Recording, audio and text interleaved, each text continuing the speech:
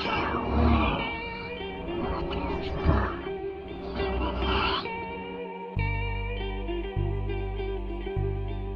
right, go ahead.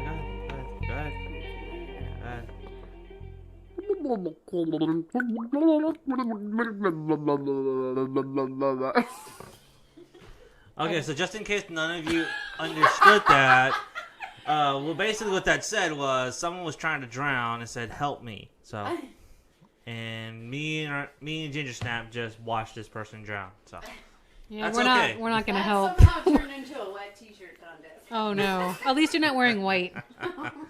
well, Or maybe I should be wearing white.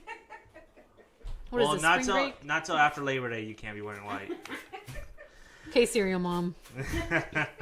Well, welcome to the Bump in the Night podcast. I am your host, the Boogeyman, Johnny Zuko, along with my co-host, Ginger Snap. Ow, ow, ow, ow! God damn, you need a warning when you do that shit. I'm the one wearing headphones here, woman. Jeez. All right, so today's episode we are doing Aquatic Horror just because it's summertime and you know this episode's about to get wet, people. Wow, that sounds kind of wrong. I don't know. But before we get into our aquatic horror movies, we have some catching up to do. Last week we saw the new movie from Alexandre Aja, Crawl. and we were gonna do a review on it last week, but our anniversary show took precedence, so we had to do that first, and then get our review out later. So let's start off with the review. What'd you think? What did I think? I liked it. I thought it was really fun. The one thing, spoiler alert, that I didn't expect, I thought it was just going to be one alligator. And they kind of tell you that in the trailer too. But I didn't see like other, because they made it just look like one alligator in the trailer. Yeah. To me, I don't know. But the eggs, though, I mean, come on. Yeah, but I was thinking like maybe that's towards the end, like she's like the female alligator's guarding her little nest area, and that's why she's like attacking these people. So that is one thing I wasn't expecting, that there was going to be multiple alligators, but I thought it was really fun. I think this is a fun film, it's a fun popcorn film to watch in the summer, and the special effects are pretty good. It was nice to see Barry Pepper. I know we were talking about that earlier. Movie? Yeah, we haven't seen Barry Pepper in like such a long time in anything. And you know, it's so fucked up too because like I remember watching not to go on a tangent, but I remember watching Saving Private Ryan when I was a kid. And walking away from that movie thinking the sniper is the coolest motherfucker in that whole movie. Yeah. You know? It's kind of a shame that he didn't blow up the way he should have. Because he stole that movie. He was there with some fucking big hitters. Yeah. You know what big I mean? names, yeah. But he's like, I don't know, has he done anything recently? I can't think of anything. I can't think of anything either. So this was nice to see him as like a dad too, like a dad character. And I did like the whole... A lot of films you see, you don't really see a father and daughter relationship. Man, he went through fucking hell through this movie. He went through a lot of shit during this movie, but went through some hell. I liked that. I liked that bonding between them, and yeah. The only thing I would have to say is I wish it was a little more bloody. That's it. That's my only complaint. What are you talking about? That fucking movie was filled with blood. I don't know. Is it because it's Alexandra? I was expecting a little bit more because he does violent stuff. So this was kind of tame for him, I think. Compared to his other movies, didn't you think it was a little tame? Yeah, I mean, I would agree with you there, but I think because of there's not much of a body count, though. There's not. That's the thing, yeah. And so I think that's one of the things. It's really something that, because if you watch his other movies, he has a bunch of other people that he can just kill off and just be violent. Here, he has two characters, and he's trying to get them through the movie, as opposed to, like, knocking them off through the movie, you know? Yeah. But you have other casualties here and there, but that's just to serve... I feel like the casualties serve as an obstacle for our two protagonists to get out of. Yeah. You know? Yeah. I mean, they did have other character, like, little side characters. Yeah, side characters that, the alligator did get. But, yeah, I mean... I thought it was really fun. It was a dark movie too, so I would recommend watching it in the theater, like I said, because it is a very dark film. Not like the content, but like the lighting is very dark. Yeah. But yeah, I know after we watched it, I'm not going to say it. You'll say it. You said something about the ending that you wish. I'll leave you to that as a segue. So, what did you think of it? I fucking love this movie. I thought it was really good. I like Alexandre Aja. Me too. The only movie that I didn't like from him was Mirrors. I thought that was I think that's his weakest movie. Yeah. But so far as everything I've seen, especially from like a horror director, I think he's on point. Yeah. I honestly liked this movie a lot. It was so much fun. Mm-hmm. I had a fucking blast. I mean, the relationship between the daughter and the father, it actually worked in the movie. It did. It worked. Like, there was some emotional weight to that bonding, especially with all the shit that he goes through toward the end. It's like, fuck. I know. You know, like, then you start to see it takes for him to be broken down and battered in order for them to heal their relationship. Mm-hmm. And I thought that was a really smart way to do it. Yeah. The ending, like... I just see, like, your version now in my mind. Right? Wouldn't that work, though? It totally would have. That would have been, like, the Mist, like, that ending. It would have had, like, that same kind of vibe and feel. Because he always... breathe, right? Huh? Or Don't Breathe. I said breathe. Don't Breathe? No, he didn't do that. Wait, what was the one that he did? He did Piranha.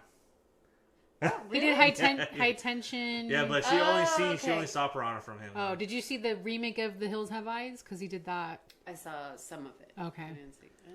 Okay. And so that's why like some of the things in the you can totally see some of the Piranha in Crawl. Yeah. You can see some of the same shots, you know what I mean? Yeah. And I think he uses them to a much better effect here. And the gators actually look really good in here. Yeah, the gators were good. And I think it's because like you said, the movie's dark, and I think that's why it works. Yeah.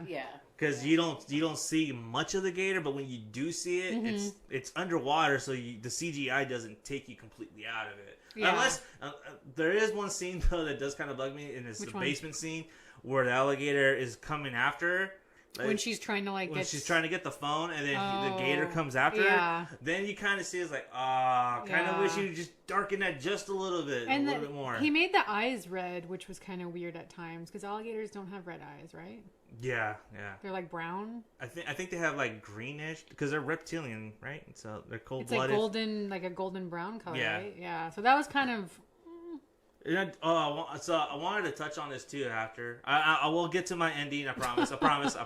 But I wanted to touch on this. Do you think this had anything to do with the urban legend of flushing your alligators down the toilet? Yes, and did you see the new article where they're warning people in Florida not to flush meth down the toilet because of meth gators? Meth gators! That's so ridiculous. That's it. That's another movie right there. That's another movie right there. That's the sequel. That's a sci-fi movie right there. Sci-Fi Channel. That's a sci-fi movie right there. Sci-fi Channel. Totally. Straight up. Meth gators. I remember I saw someone when they posted that. Mm-hmm. Someone shared it, said, "Sci-Fi Channel. Here's your movie synopsis. Do this and go." But that was my only critique. I just had fun with it. There's an ending. So if you guys don't want to know the ending, skip forward about 5 minutes. Only because we're going to have a discussion about it. So at the end, they get on top of the house. Because it's like everything's flooding. Everything's flooded. Yeah. And so they're on top of the roof. They're lying there. And they're like really injured. Yeah, they're fucked up. Yeah. And so they're lying there and they're like, oh, okay, we just got to wait it out. Yeah. And then you see this bright light coming. Right? Now, at first, I swear, when I saw that, I was like, oh my god, that's a drone. That's a motherfucking drone. But it turned out to be a helicopter. Yeah. My ending would have been, that was a drone. And then when it comes close, they're like, motherfucker. And then cut. Hard cut. There's no hope. All hope is lost. Yeah, hard cut. Boom. Yeah. That would have been really entertaining, actually. That would have been a great ending, because he does kind of because some of his movies, he does kind of do endings like that. I know, high tension. And especially with Sam Raimi, producing, I think, because there's humor in that. Oh, for sure. You have to be a really dark person to get that humor, but, there's some humor into that ending, and I think that ending would have been fucking great. It would have played, for sure. But, I mean, the ending was great, regardless, but, that drone, that would have been great. Man, like The Mist. There was an excellent amount of tension through that movie from beginning to end. That made it really fun. Mm-hmm. So the things that were kind of like, that you notice. Like for me, it bugged me that she was crawling through the mud. Mm-hmm. And then she touched her face, and her hand was like Continuity. sparkling clean. Yeah. Continuity issues. Yeah. There are some continuity issues. And then they made it look like her leg or her foot got bit, but then it wasn't. Yeah. It was like, did you notice that? Yeah, like after they bit her leg when like I think it was like toward the bathroom, right? Yeah. And then she's not selling the leg anymore. No, it's she's on both feet, Yeah, and it's like thought, sell the too. leg. Like, Come on. And it was like clean. Their injuries are not as bad as they seem to be. I know, right? I I mean, could find myself thinking that. Yeah. Baby Pepper like went through the ringer though. That motherfucker got fucked up. Yeah, he like his showed. You know what I mean? He got fucked up. I'm His surprised showed. he's still alive. I know. He's a great actor. He is. I really like him. Yeah, I mean the tension in that movie really worked. You know, even though they showed you the shower scene in the trailer, Yeah. God. in context, even in the movie, that still fucking works. That just plays more That into still my works. fear. That still works. You know Yeah. what I mean? Succeeded where Meg failed. Where the Yeah. Meg failed. Where they tried to. Oh, have and we're gonna talk about the that a tension little later. And the comedy. I mean, Meg was just stupid. I didn't feel any tension. I was just like, I can't wait for these people to die. We're definitely gonna touch on that. Yeah, a little we'll later. talk about the Meg because it's been almost a Well, year. not specifically the movie, but another movie that's a far superior version of the Meg. I'm I'll curious. get to that. I'm curious which one. But yeah, the tension actually worked. Yeah. You know, He's really it was good at tense. that, you it know? was very tense, and they were very disciplined on the music Yeah. cues too. So they waited. Yeah. So they didn't cue the music to let you know there's a scare coming. No, they waited till the scare happened and then cue the music. Like when that tree comes through the window, like, whoa, that like took Yeah. me. And I don't jump easily, but that one like got me. Yeah, I jumped a couple times. Yeah. In that movie. Yeah, I really enjoyed it. I thought it was a really fun movie.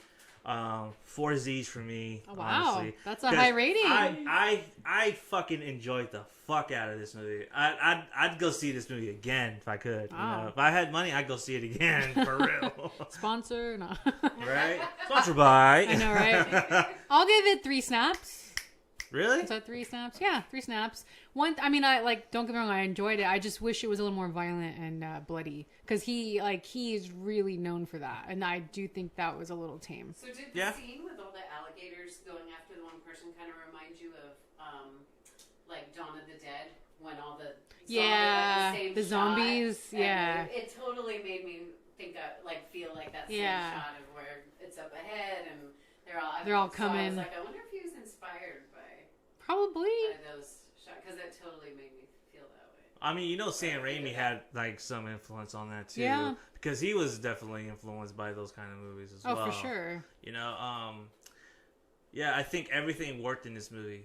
Everything. I honestly think everything worked. Even the story. I mean, the story is weak, but it fucking works for this movie. You know what I Yeah. mean? It actually works. So, I really I gave it 4 Z's because it is such a fucking fun time. It was fun. It was so good. Like I don't know. Like after this movie, I wanted to go home and watch Hard Rain for some reason. Oh my god, Hard Rain? What? That's what Are I you wanted to serious? watch. That's a great movie. Hard Rain? Oh my Christian god. Slater, Morgan Freeman, Tom Sizemore. Christian Slater's so hot. Jet Christian skis Slater. through the I know school? that. Come on. I first rented that when that came. What was it? 98? I rented it in Blockbuster, and because my mom had a tea shop, and so like after school I would hang out at her tea shop, and the back room had a TV, so I would rent like Species and like Hard Rain and like all these like action movies for guys, and I was like 8 years old. But I remember that. I actually liked it at the time. I probably have to revisit it though. It's been a while. It's been a while for me too. Yeah. But I remember thinking like, I want to go see Hard Rain now. That's so random. That is like the most random. I would think like Lake Placid maybe, but I just think of that because it was raining and so Yeah. like, you know, it flooded yeah. too, you know, so I was just like, I want to see that movie. But instead, you know, we get Hurricane Heist and that's kind of a shitty movie, so I don't Yeah. want to watch that. So I want to watch Hard Rain, goddammit. We need to do like a movie. We need to do like an episode on that movie. We could do like a Slater-thon. A Slater-thon? Yeah. Cuffs, Hard Rain, Broken Arrow. Broken Arrow. Heathers. I actually really liked Broken Arrow. Broken Arrow was pretty dope. True Romance. True Romance. Pump Up the Volume. There's a lot. Yeah, there's another movie that I'm blanking on. I can't remember. With him in it? Yeah. It was pretty. He played a douchebag. What? Yeah. That's not like Slater. Yeah. Dolan's Cadillac. That's what it was. I haven't seen that. It's a Stephen King novel, and he plays like a drug dealer. I haven't seen that. Yeah. What year did that come out? I was still at First Alarm, so it'd be like 2008. Oh, so it's like a more recent thing? Yeah, straight to like blockbuster DVD kind of movie. You know that's what I why mean? I haven't heard of it. But yeah, no. Crawl, great fucking movie. I enjoyed it. Honestly, I think people need to go see this movie because it is such a fun time. And that's the one thing too. A lot of people. No sequel, please. No I know, sequel. right? No Except sequel. meth gators. Come on. Yeah, unless they double down on the meth gators, my money we're good. would be there. A lot of people reviewing this movie, or they're giving it good reviews. They're saying it's really fun. It's a good summer movie to watch. So Yeah, that's good. And I think this is a really good return to form for Alexandre Aja. Yeah, because it's been a while since he's did a movie. Yeah, especially here in the States. Yeah, so I think with him doing this, and I don't know if this is quite the hit that they expected, but I really do think that I really do hope this is not the last time we hear from him. Oh, it won't be. It won't be. He's now attached to, not attached, but rumored to actually try to take on the Elm Street remake. I've heard about this. Like, is that... That's not... it's rumored. Okay, because I've been seeing a lot of memes about it. No confirmation yet, but it is rumored. But if he does helm it, I have complete faith in it. Oh, yeah. Because, But he needs to cast Kevin Bacon as Freddy Krueger. Oh, my God. That'd be fucking awesome. Oh, my God. You know me, I hate remakes, but I do think he did a really good remake of The Hills Have Eyes. That just had tension all over it. Yeah. And that was a really good remake, I will say. So I think he knows his stuff, for sure. And I think with that, I think he would make Freddy scary again. Not as pervy. Like, don't make him as pervy. Make him like... See, I know we've had arguments about this. We need to have a discussion. He's supposed to be pervy. No, okay, wait. because... We need to actually have a full fucking blown episode because there's a lot of shit going on right now. Yeah. With other podcasts talking about how, Freddy was pervy and stuff like that. And the remake. He was a molestation. Yeah. So we definitely need to do a whole episode on that. But I will say this: Wes Craven even said, and there's fucking audio footage and video footage saying that he was just a child killer. Exactly. Nothing else, nothing more. Right. He just killed children. Yeah. That was it. And then, let me just get this off my chest really quick. Because in the remake, it made me really uncomfortable. What would have worked is if they mistook him for someone else, and he didn't kill those kids, and they kill him anyway, and that sets off more of a thing to give him revenge. That's why he comes back to haunt everyone, because he didn't do it. That, to me, has a better payoff than making him a pervy child molester. That just didn't work for me. I will address that in a little bit. But I will say, toward the end of this, the sequels, I think what happens is that when you get to 2, is that it starts becoming more psychosexual. Yeah. And it starts becoming more of a, something like invasion of privacy, because Freddy is in you. You know what I mean? He's like possessing this kid. Mm-hmm. And there's a lot of subtext there, and air quotes. But if you guys seen that Scream Queen documentary, you know that that's kind of bullshit. Yeah. I will say that from 2 on, that kind of hurts. Also with 3, when he became the nurse. Yeah. That's another thing too, where it's like, oh, maybe he is pervy. Yeah. But people fail to realize is that he's using people's weakness or fantasies against them, or their worst fears. He lives in dreams. He thrives on your dreams. Yeah. You know what I mean? But then he makes it comedic. In the remake, he wasn't comedic at all. He was just gross. No, I haven't seen the remake, and haven't seen it? I haven't seen it, but I have read the first few pages of the script. Yeah. And because it's actually online, Movie Web put a link on it as the original script, and they actually have it where he was not that, and it turned out to be someone else in the town. Yeah, that's how it should have been, and they didn't do it. And they didn't do it. They got scared. They're like, the fans would shit on this, blah blah blah. I think the fans would have liked it better. that doesn't work either. And you know what sucks is it did have a good cast, like Kyle Gallner, Thomas Dekker. You had all the it kids of the aughts. You did, and like the actors were great, and it was shot really well because the guy that did it was a music video director. And you know what pisses me off is that motherfucker he's like Jack Shoulder, like when he did 2, he had no respect for the franchise or. So you think it was just like a paycheck or something? Yeah, no. Even Brad Fuller said that the producer said he just did it for a paycheck. He did like a really great visual job though. Like I'm gonna talk to this even on Lord Bladra. Yeah. And say they implemented some great ideas but never capitalized on them. I know. And then because I seen some of the sequences, I saw the bathtub scene and they dropped the ball on that. Yeah. The micro nap scene, they dropped the ball on that. The Kyle Gallner scene was really good though when he's swimming and then he gets like pushed down in this dark and he like that was a really good scene. And then he's like. He dreams and then he sees Freddy running from the parents. Like that was all visually really like stunning.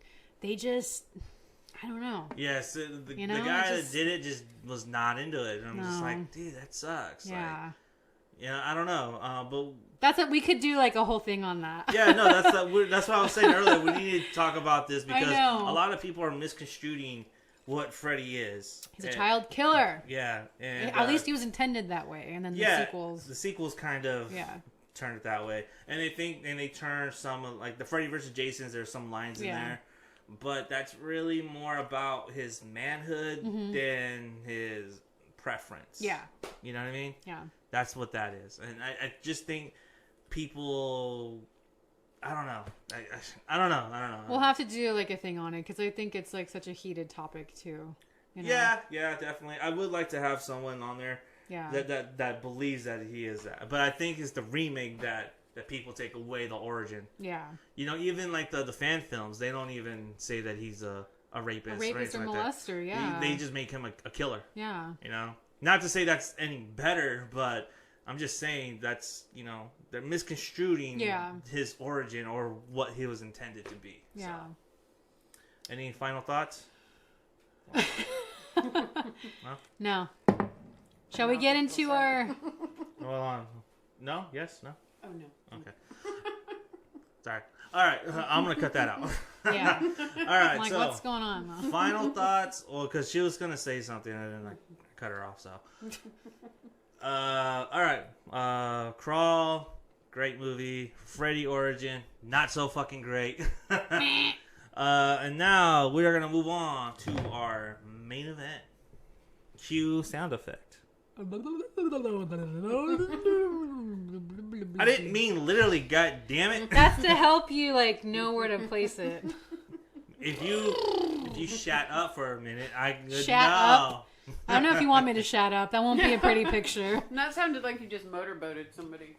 Oh my god. Can you get me? Yeah, give me another one, will you? All right. I'm your guys' bitch today. Yeah, that's right, bitch. Do you want to go first? I'm curious because I know what one of yours is. Okay, so I'll go first, I guess. Do you want to go? No, go ahead. Go ahead. Go ahead. No. It's all you. Well, stop your bitching then. Okay, go. Okay, then. All right, so mine is from 1986, 84? Oh, I think I know where this is going. And it's called Monster, also known as Humanoid from the Deep. Boom. The Deep. This was a shitty fucking movie. Is there? You don't even need to say anything. Is there a remake of this? No. Are you sure? Because I've seen 2 like different movies called that. I don't know if it's like a different poster. They're different things. Oh, so they're not related they're not whatsoever. Related, okay. No. Okay, so this is not a shitty movie. I just said that for comedic effect. But I did have fun with this movie. I was kind of uncomfortable with some of the sequences.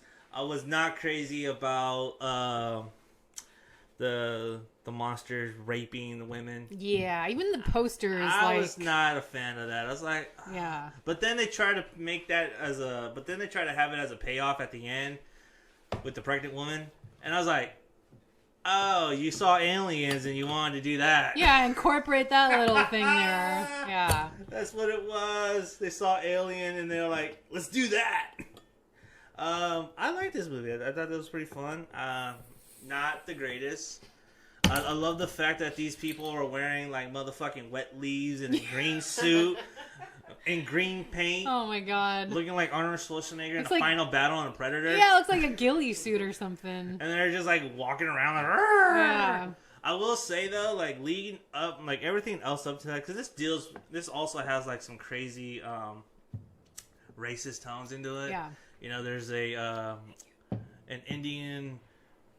Native American. Sorry for all you PC folks out there. Native American person on there, and all these white people are just fucking hating on him. Yeah. And you know, the Native American wants to stop these people from selling their land for a big corporation to come in and just build on their stuff. Yeah.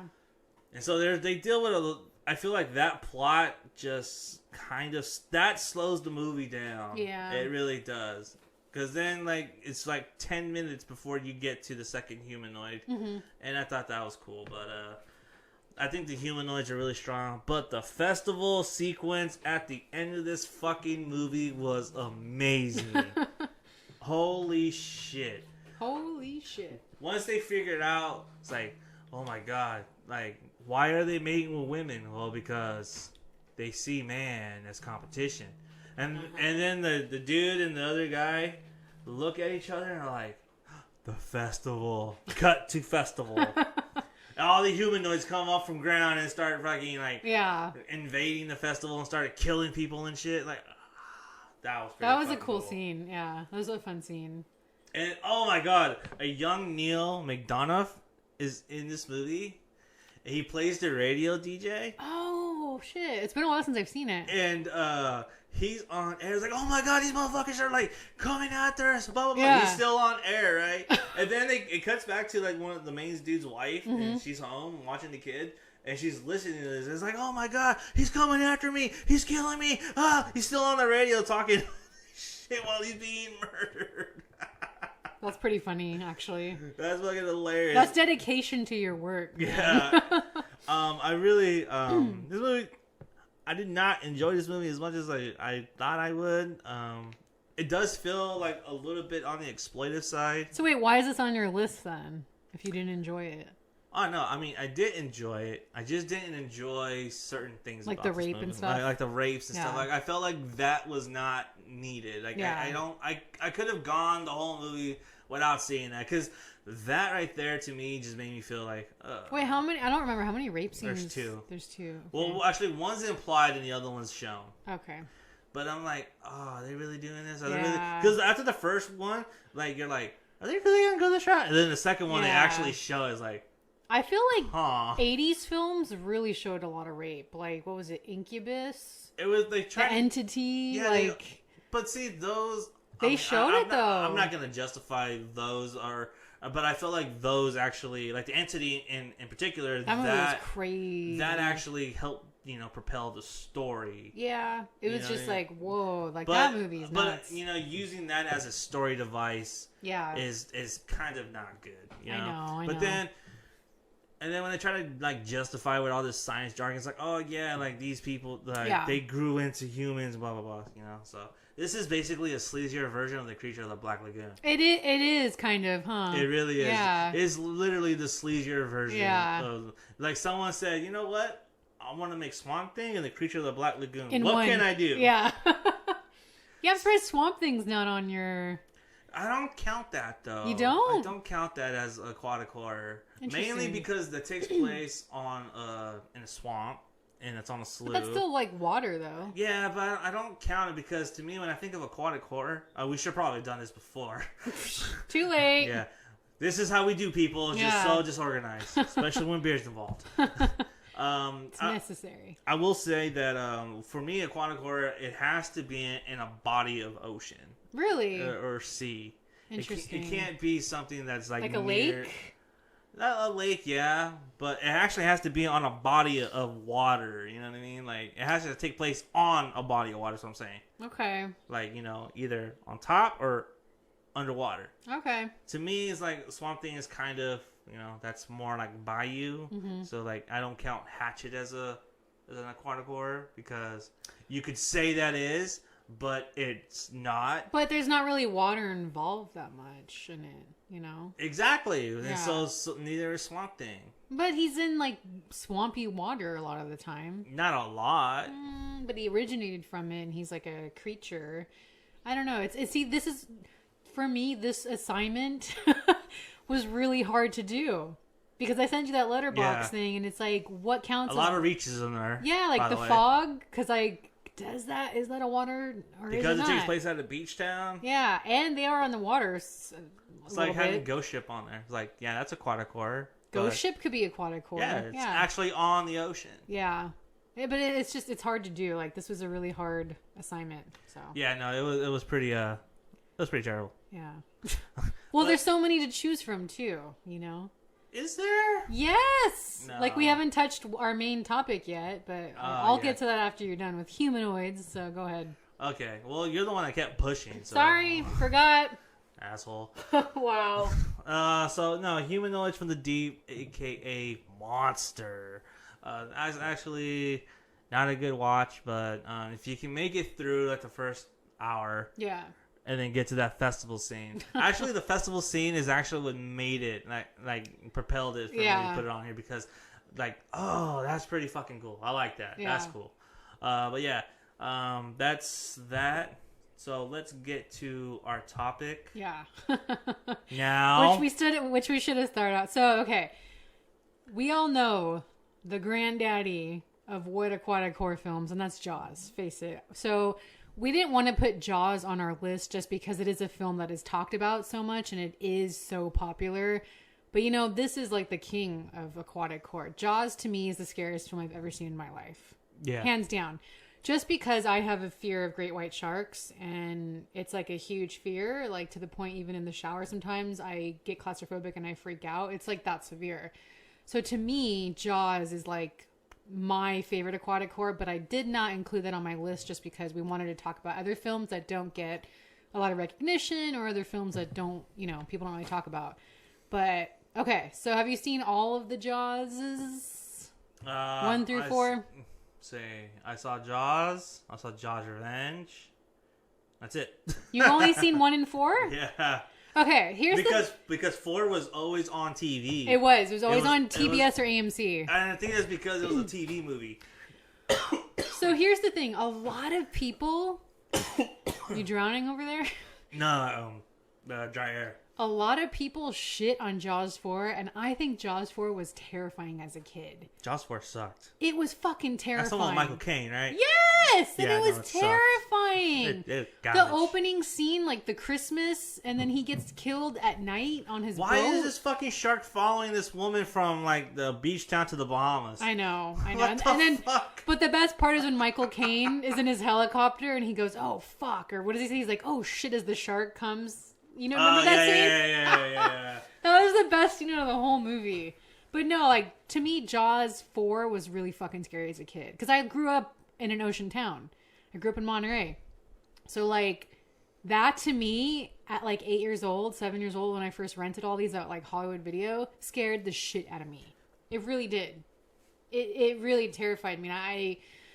I mean, like, a lot of people shit on it and call it cheesy or whatever, but, like, when you have a fear that severe of something, like, don't even talk to me about it. Because it's like, I don't know. But Jaws is, like, hands down one of the best aquatic horror films I've seen, and it still works to this day, I think. And I don't think this movie could be made today because it would be CGI and it wouldn't have been as effective. If it was made today. No, I agree. And one of the reasons, like the Jaws effect, the reason that works so well is because you see so little of the shark. Because it wasn't working. Well, that too. Yeah, but, it's genius though. Yeah, but you know, you find a way around it. You know what I mean? And they found a way around it, and it's so genius. And that music. The music is what really propels that movie to another level, in my opinion. I mean, they just make him like a huge stalker, and I liked that they did that, you know? But I don't know. Like, I still think it's one of the scariest films ever made. Hands down. You better have one hell of a segue to get into that. To number 3. I just, you know, Jaws 2 wasn't that great. Jaws 3 wasn't that great. But 1 and 4 were like, whoa. Jaws 3D? Jaws 3D. I mean, Dennis Quaid was great. And the whole, like, concept of Jaws 3D, like, being in an aquarium, that was really cool. And then, like, the skiers doing their little like show, and then Jaws. That was cool. That come out? The third one. Yeah. I don't get service here, so I don't know. I remember seeing that in the theater. Was it early 80s, I want to say? Because that was like when 3D was a big deal. Like something, the fish head floating towards my face. 3D was such a big deal. The theater. Yeah. 1983. 83, okay. Yeah. I remember going to the theater and seeing it. So, go ahead. You're number 3. All right, so we're going to jump into mine. So I'm going to start off with one. I think I'm going to do this one first. This one doesn't really... Nobody talks about this film. So I'm going to do Dagon from 2001. And I wrote like some facts about things on my other films, but this one I didn't write as many facts because I want to talk about like what this film is. So have you seen it? No. So this film is based on the story The Shadow over Innsmouth, which was by H.P. Lovecraft. And this was just a really cool film. So they filmed it in Spain, and it has like a very European feel to it. Basically what it's about is this guy... He's kind of nerdy, but he's like a genius. And we just find out that his company did really well and he made a lot of money. And he's got this girlfriend and they're on a yacht with this like other couple. And then their yacht capsizes because of a storm.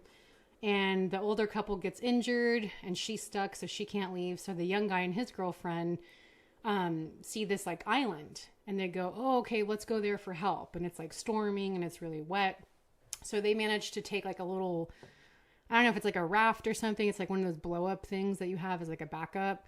So they take that to this little island and things are really weird. People do not look right. There is something wrong with these people. One of them has like webbed hands. Other people have like weird gashes that look like gills in their neck. Their eyes are kind of big. Like they don't look human. They look really weird. And they don't really talk except like this priest guy. So he's like, okay, we have this hotel. You can call Policia, come here. So the girlfriend decides to stay and do that at the hotel. And then the guy decides to go back because he hears like a gunshot from the yacht with like his older friends on it. So he decides to go back, but he can't find them. Once he goes there, they're gone. And he sees like blood in the water.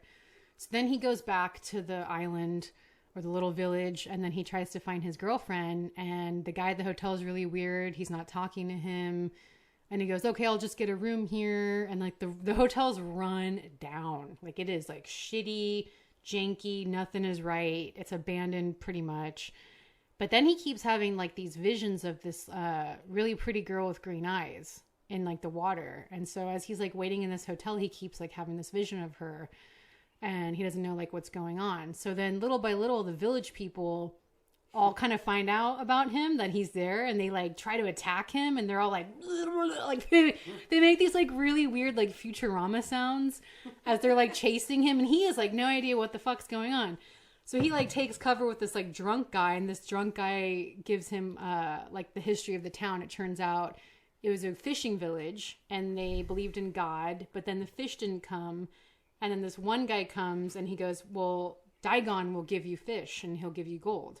Worship Dagon. So Dagon is like a sea god to them with like tentacles. And so they all pray to him, and then they like sacrifice all the Catholic stuff. It's really crazy. So this guy's like finding all this out. Then he finds that girl in his vision, and turns out she's got like tentacle legs and she's really creepy. But it turns out they're brother and sister, and that he's really one of the children from Dagon. And then they skin people, and there's this like weird Texas Chainsaw thing where they wear human skin to cover their fishness. It's a trippy. Fuck? If you like H.P. Lovecraft, like weird creature stories, this is the film for you. It doesn't take itself too seriously. It's kind of funny at times, but it's just such a weird movie. And I don't know. I really liked it. And I think it sounds like a weird movie. I think it's really original, though. I think this is one of the most original like sea creature movies I've ever seen. So when did it come out? This came out 2001. 2001. Yeah. Garbage. No, it's such a cool... That was a garbage year. What was the name again? Dagon, Dagon. Oh, okay. Yeah. So, I don't know. I just feel like not a lot of people give this love, and it's such a unique story. And, I'm going to have to watch this trailer because I don't remember seeing this. You know, a lot of people don't. Like, it wasn't in theaters. It was a European film. So, I don't know. I don't even know if it ever... How'd you see it? It was on Sci-Fi Channel. But the director of it did like Reanimator, Stuart Gordon. He's done Stuart Gordon did it? Stuart Gordon did it, yeah. Oh, okay. So if you like Reanimator and kind of like those kind of films, I think you would like this one. So, but it was just weird. It's a trippy movie, but I want to give some love to this because not a lot of people talk about it. So that is my third pick, Dagon, from 2001. All right. Oh, shit. Is that the guy? Some of them look like that. That's really good makeup. They're creepy looking though. They're really weird looking. Stu Gordon is really good at using really practical effects. Yeah. Okay, so how I told you we're not done with the Meg yet. So Don't tell me this is on your list. What? The Meg. No, it's not. Okay. I said. I don't know. No. You're fired. Right? For my own show. You're fired.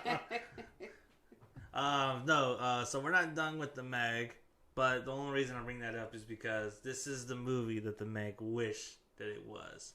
And it was Piranha 3D. Yes. You know, the reason I say that is because Piranha 3D in itself does not take itself so seriously. It doesn't. It's more of a comedy. And it has so much fun with its cast that the Meg did not. I felt like Eli Roth wanted to do like a serious shark film, but Warner Brothers wanted a different kind of movie. And you kind of get two styles clashing. So. And Eli Roth was supposed to do the Meg originally.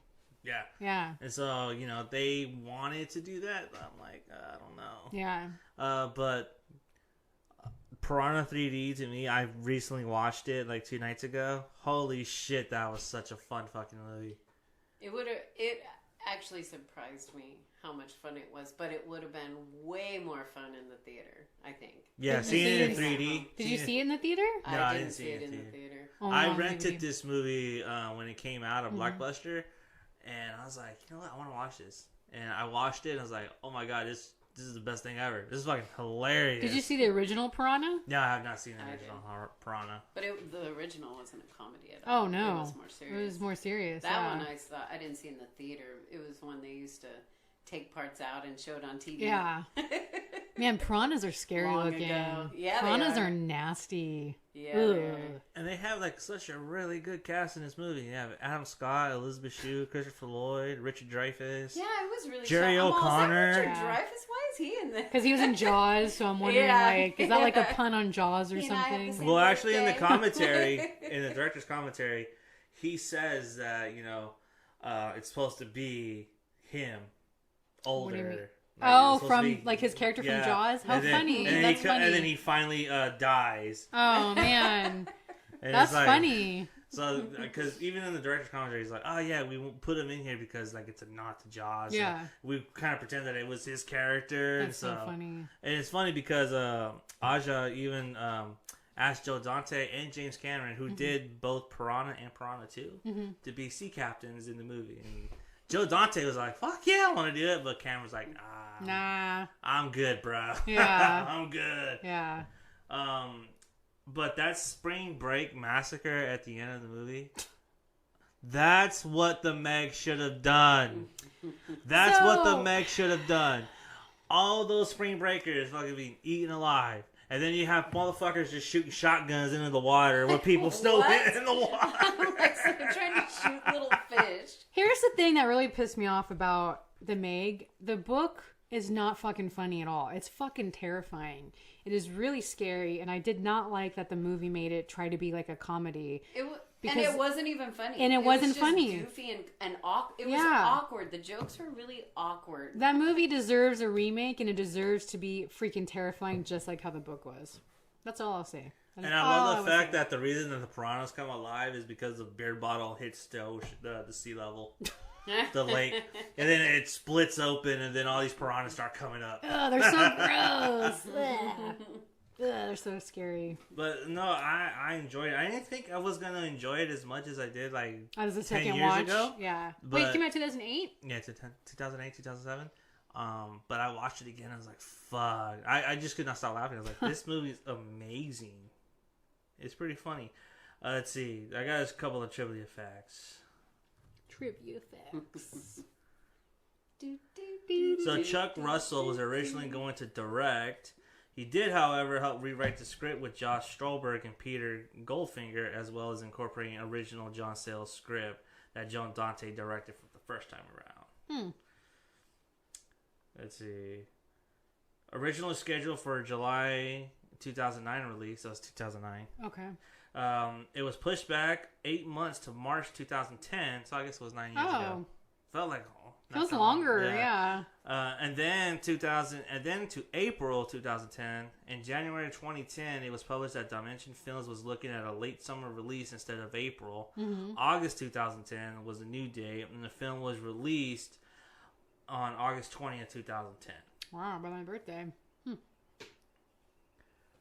Let's see, and there's another one. Richard Dreyfuss, Jaws star, appears as a fisherman Matt Boyd at the start of the film. Dreyfuss was paid a reported $50,000 for his cameo in the film. Wow. He donated his entire salary to charity. Oh, that's nice. Boyd is dressed like Hopper, the character Dreyfuss played in Spielberg's movie. Yeah, that's so freaking funny. I love that, actually. Generous October 29th Scorpio. I didn't know he was a Scorpio. Yeah. I love him. He's like one of my favorite actors, actually. He's so good. Really the Goodbye Girl. I'm very curious to see what Chuck Russell would have done with this movie. Do you think it would have been comedic? I think it would have been just as comedic, because Chuck Russell did The Mask and he did Dream Warriors. So probably, yeah. I'm very curious to see how he would have approached this movie. If he would have gone a little bit more scary. Because The Mask was kind of like creepy at times. Yeah. You know? And Dream Warriors was too. And then one more. Damn, beer. Adam Scott told an interviewer that making the film was like being in Apocalypse Now. Not based on enjoyable experiences of working with other actors or actresses or Aja, but because it was brutally hot on set in Lake Havas, city of Arizona. Ew. Elizabeth Shue responded to being told of Scott's comments, "I'm glad he said that." Yeah, that seems like a miserable shoot.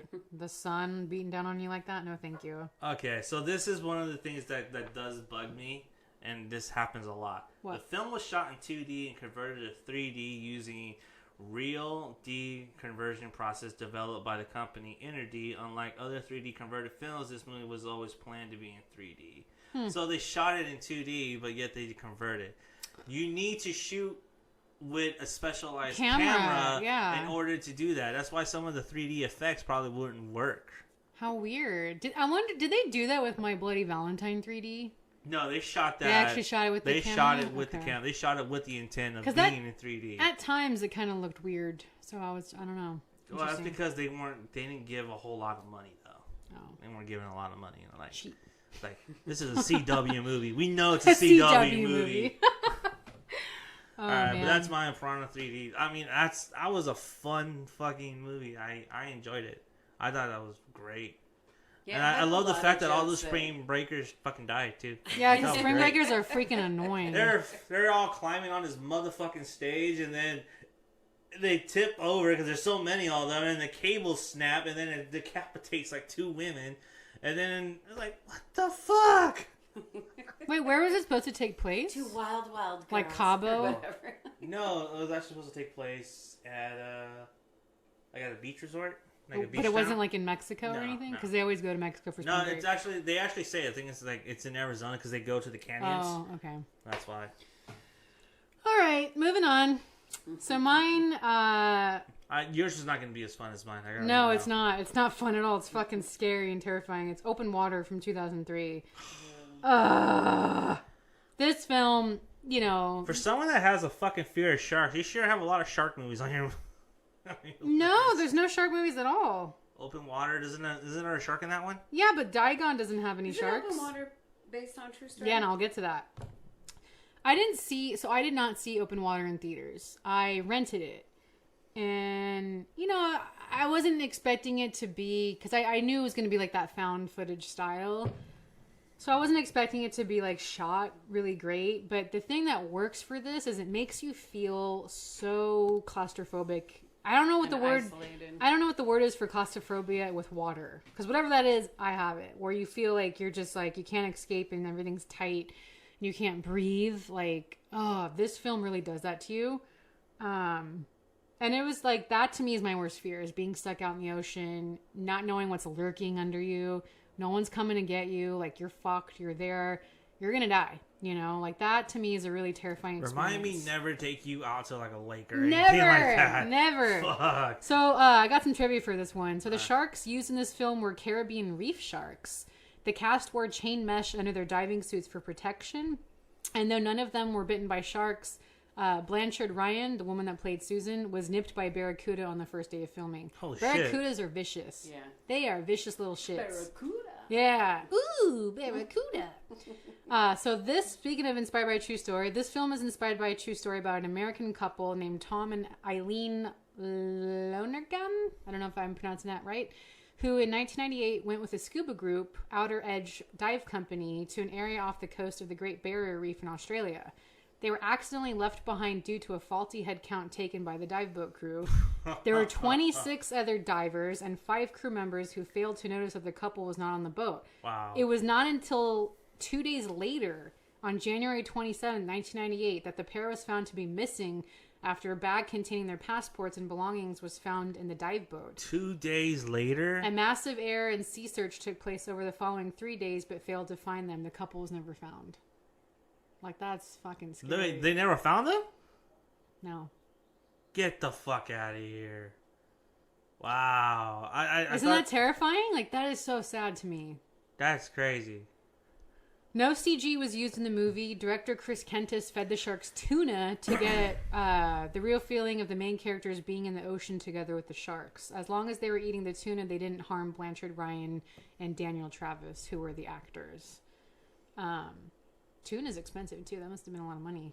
But yeah, like that, I don't know, man. Like, this film just made me feel claustrophobic. They tried to do everything right, you know, like, what are you going to do when you're just stuck out in the middle of nowhere like that? There's no hope coming.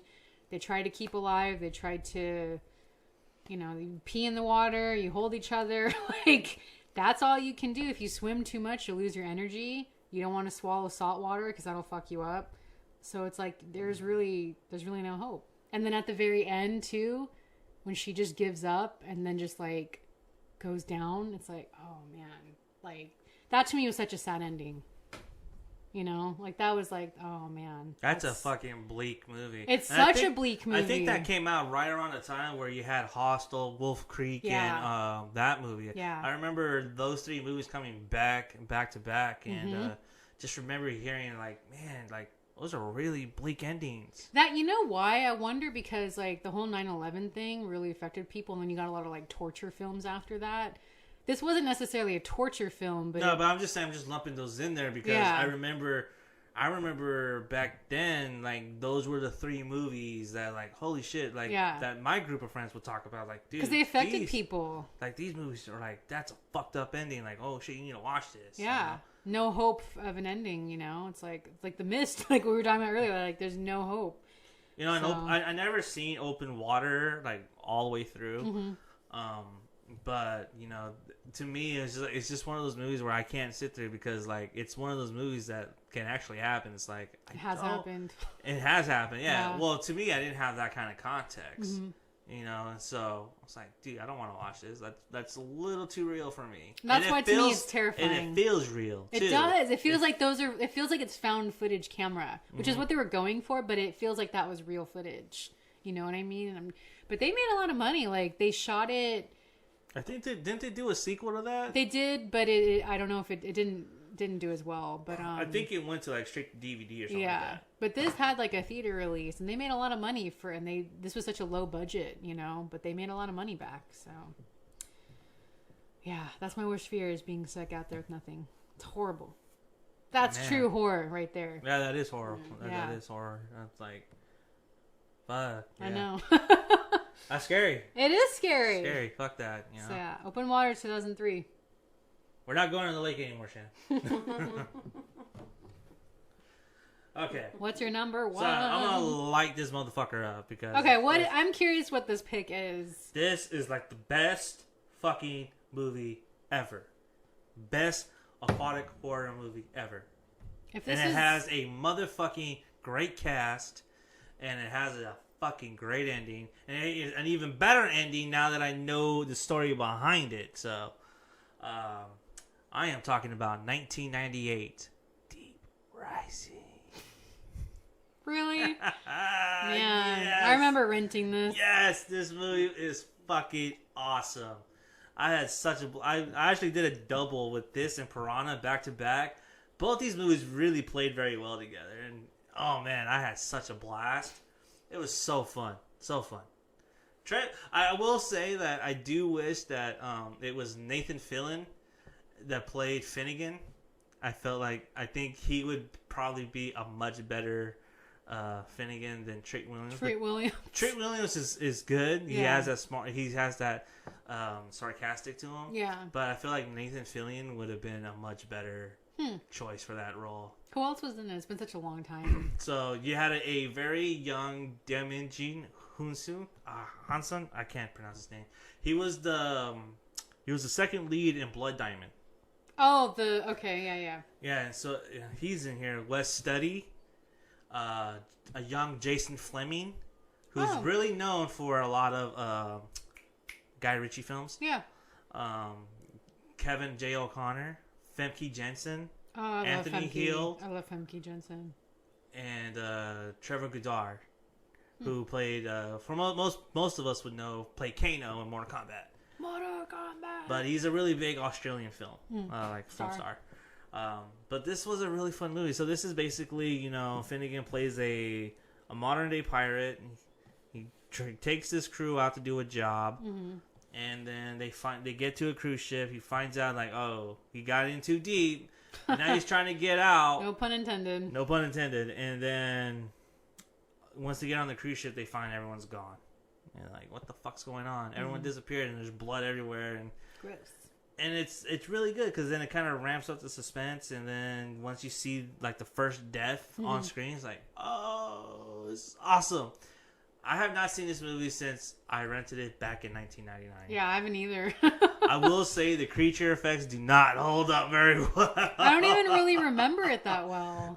Was it a creature that kills him? Yeah, it's like a big fucking super octopus. Oh, okay. And it wraps around the boat. That's right. It was really good. I liked it. I thought it was fun. The ending, however... So here's a fun tidbit. Harrison Ford was originally supposed to play Finnegan.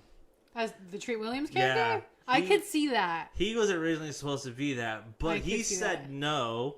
And when he said no, the studio downsized their budget. Oh, that's fucked. What was he doing at the time? Like Air Force One or something? Yeah. Like so instead of get off my plane, it would be like, get off my ship. Get off my boat. Old man fucking Ford. I love Harrison Ford. And so I think he would have been like a really good one. This is directed by Steven Sommers, who did both Mummy movies. I love The Mummy. And you can totally see this was like a prototype to The Mummy because he films it the same exact way as he filmed The Mummy. The action is clear. You know where everything is. He sets up his characters very well, and it has his stamp of humor. Yeah. You know? Because The Mummy was kind of funny, you know? Like Brendan Fraser made it fun. And then, you know, you can totally tell that, you know, Brendan Fraser is like the Finnegan. Yeah. You know, fully realized. Yeah. You know, he's Finnegan fully realized. Totally. And then the ending. So, according to IMDb, Steven Sommers was up for the King Kong reboot. At that time, the one that not that one, but he was gonna have his own King Kong. Interesting. But so where they end and they get on the island, that island is not supposed to be filled with the sea creature. That island itself is supposed to be Skull Island. What? And he was gonna set that up as a lead-in to his King Kong reboot. So what happened? Why didn't they end up doing that? Movie did not do well. That's why. That sucks. That would have been interesting, actually. I would have loved to seen that. Would that have been like with the same cast though? Or? Okay, so this is from IMDb. The island that the survivors become stranded on at the end of the film is more than a simple nod to King Kong and Skull Island. It was actually intended to be a lead-in to King Kong, which also would have been directed by Summers. In the late 90s, an idea for a modern-day King Kong reboot began making its way through Hollywood pictures. It was supposed to be a response to the rather poorly received Godzilla film.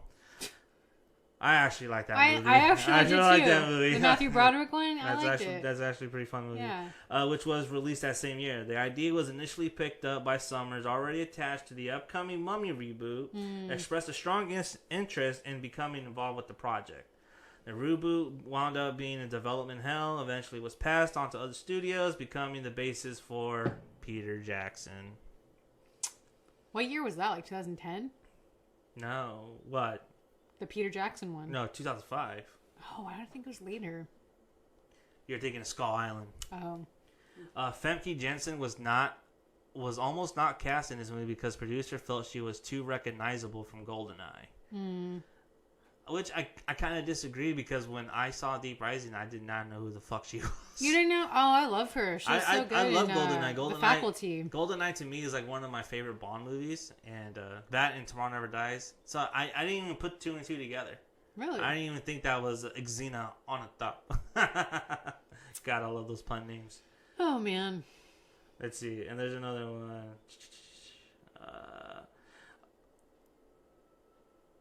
Oh, no, wait. Where'd it go? I hate when this happens.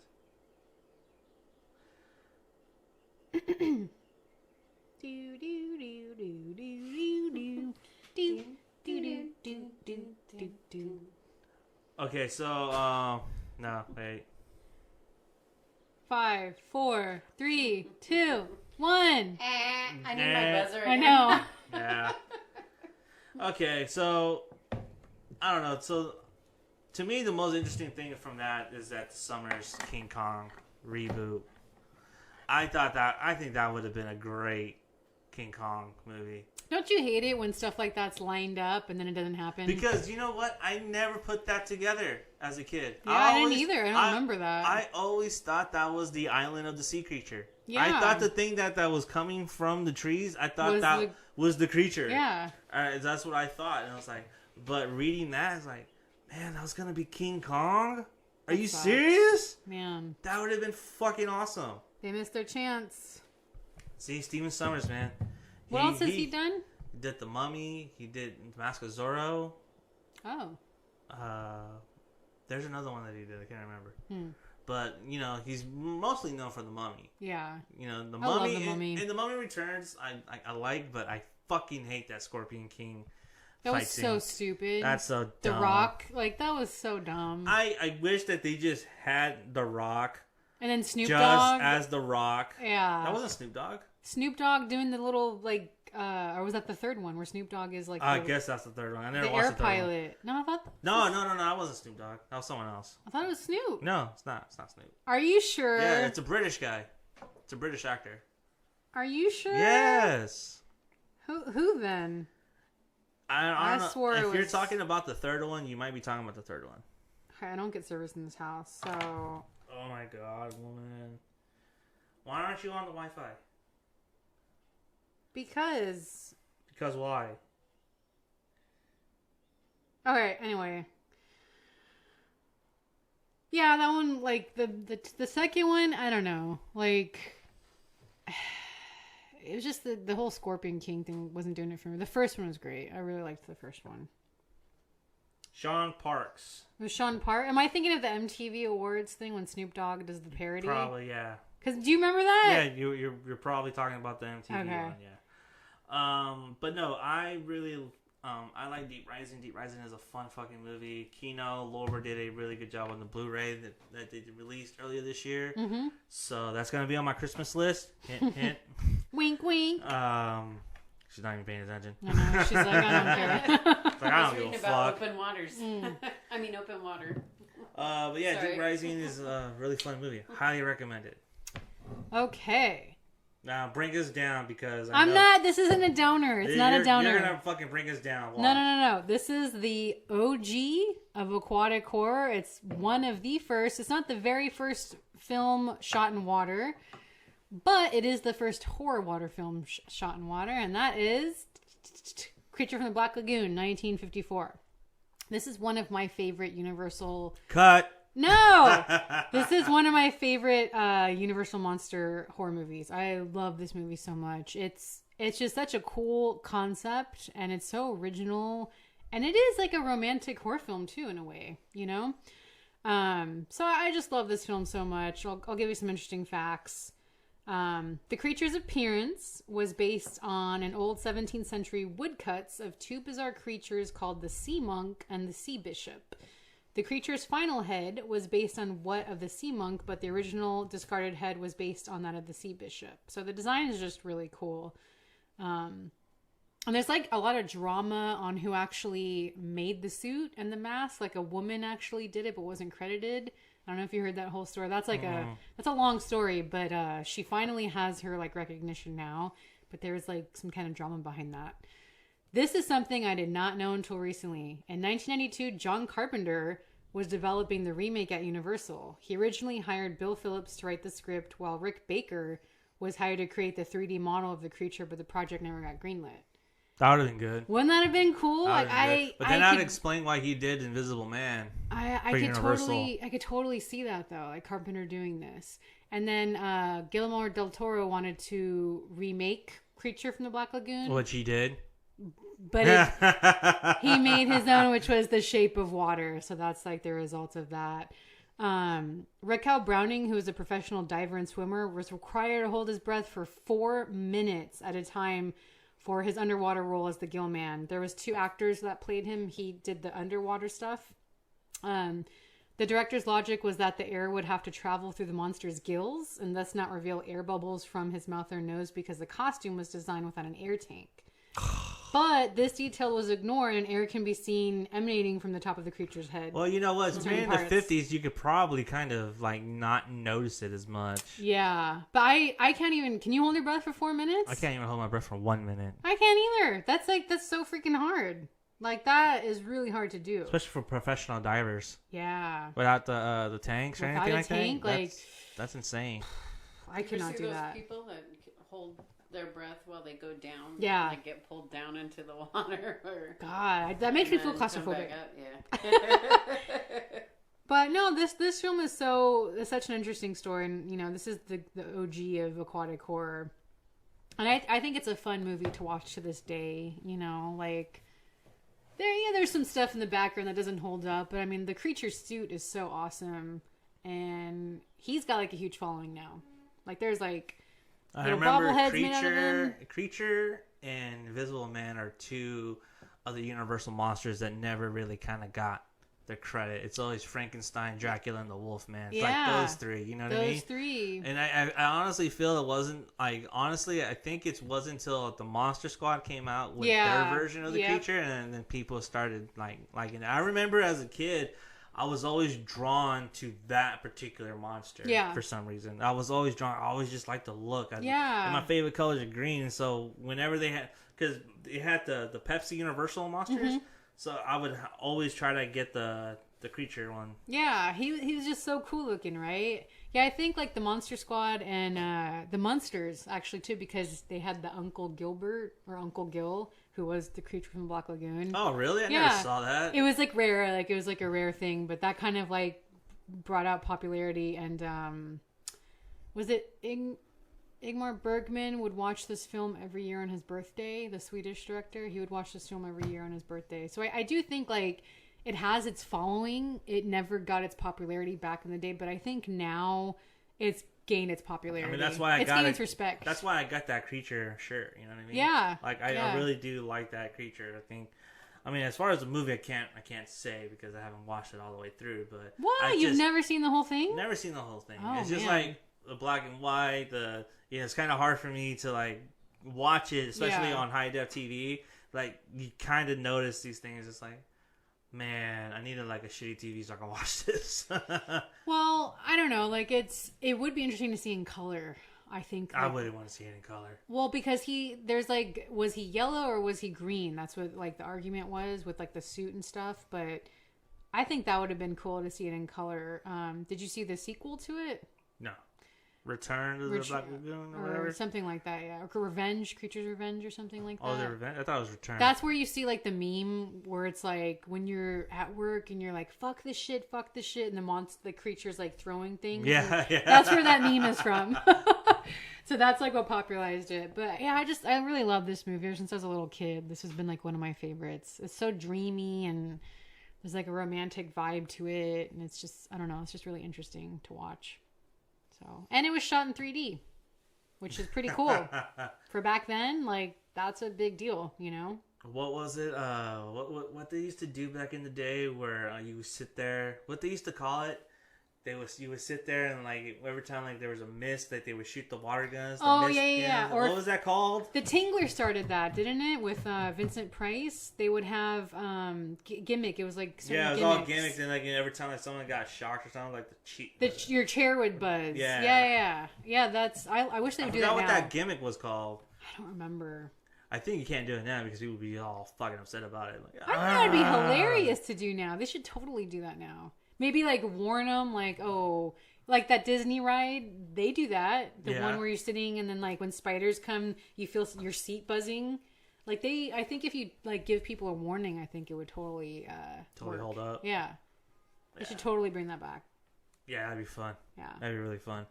Okay, so that's our aquatic horror. So did you... No, go ahead. But did you read that they speculate that the couple might have purposely been lost so they could commit suicide? I just don't see that. I don't see that happening. They found their... I mean, I don't know, but it's partly based on diary entries. Did they write that they were depressed or something? He wrote about wanting to die like his life.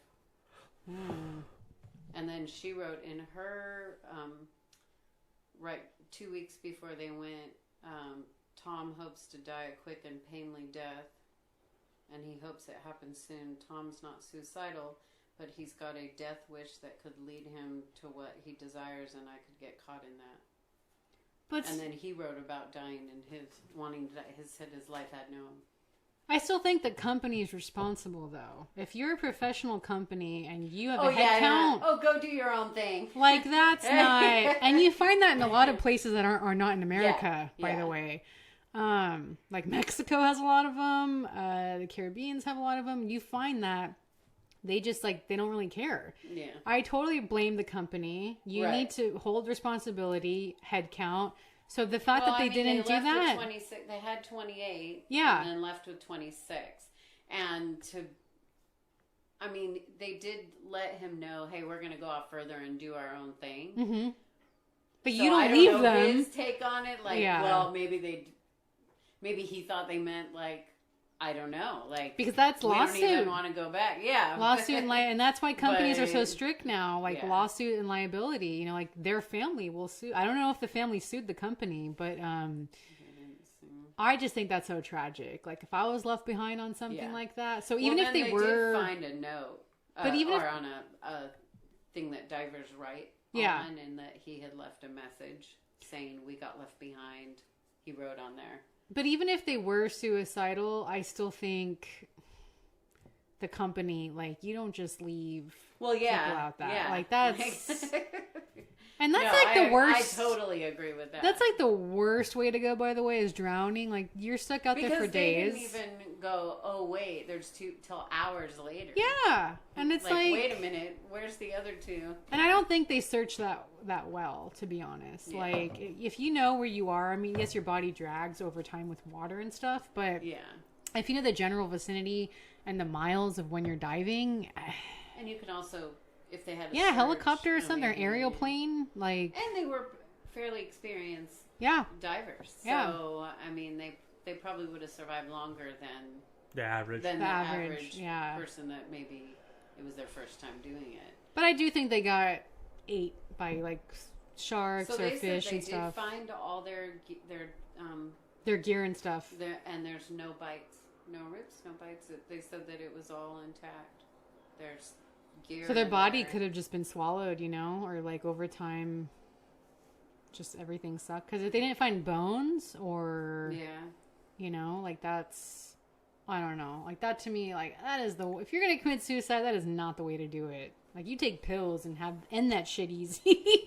You know, Are you not condone suicide on the show? I'm not. I'm sorry. No, call the hotline. I'm not saying that, but I'm just saying like water is the worst. Absolute water and fire are the absolute worst ways to go. Yeah. You know. So. Yeah, it's a tragic story. It's a slow torture. It's a slow. Well, it's not quick. You know. Yeah. And anyone that really wants to end their life, they will just do it. You know, they won't like take their time with it. They will just do it. So, not advocating it at all. So, to recap, my top 3 were Dagon from 2001, Open Water 2003, and Creature from the Black Lagoon from 1954. Mine are Humanoids from the Deep, Piranha 3D, and Deep Rising. My lineup is a lot more fucking fun than yours. Ours are very different. Yeah. Mine are truly terrifying. Yours are like the fun ones. Mine are really fun. Like they're not fun, but they're like fucking pretty graphic though. But you're not afraid of the water, so. I mean, I'm not afraid of the water, but I mean, I'm afraid of drowning. Yeah, that's terrible. You know what I mean? But to me, it's just like, you know, you can go either fun, you can go the fun route or the serious route. I want to go a fun route. I want the serious route. Yeah, obviously.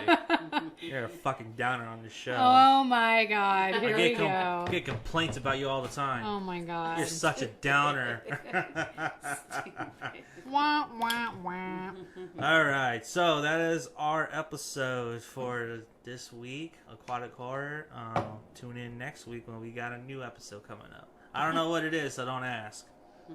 Apparently, she doesn't know either. Wasn't talking to you. I was talking to our listeners. Yep. All right. Well, that's our show, and until then, we'll see you next week. Stay scary. Bye.